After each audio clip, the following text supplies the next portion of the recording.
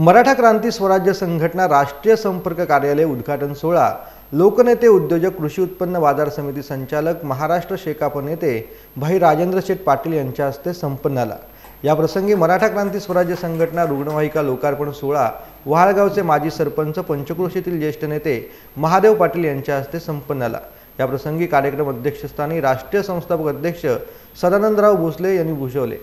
तर प्रमुख पाहुणे म्हणून महाराष्ट्र राज्य अध्यक्ष गुरुनाथ यशवंतराव तसेच मुंबई प्रदेश अध्यक्ष उद्योजक डॉक्टर चंद्रकांत तुळशीराम मोजाड, नगर जिल्हाध्यक्ष दीपकराव पाटील, वैद्यकीय विभाग राज्याध्यक्ष भरत पाटील, पिंपरी चिंचवड अध्यक्ष मंगेश चव्हाण, पुणे शहर सरचिटणीस बाळू शिंदे, आळंदी सरपंच युवराज पडवळ, रत्नागिरी जिल्हा सरचिटणीस अंकुश चाळके, ठाणे जिल्हा उपाध्यक्ष राजेंद्र माने, रायगड जिल्हाध्यक्ष जितेंद्र सुर्वे, समन्वयक प्रथमेश पाटील, उल्वे शहर अध्यक्ष धीरज भोसले आदी मान्यवर पदाधिकारी यावेळेला उपस्थित होते। यावेळी बोलताना लोकनेते उद्योजक कृषी उत्पन्न बाजार समितीचे संचालक भाई राजेंद्र शेठ पाटील यांनी मराठा क्रांती स्वराज्य संघटनांचा स्तुत्य उपक्रम राबवले जात आहेत, त्याचं कौतुक आहे असं देखील सांगितलंय।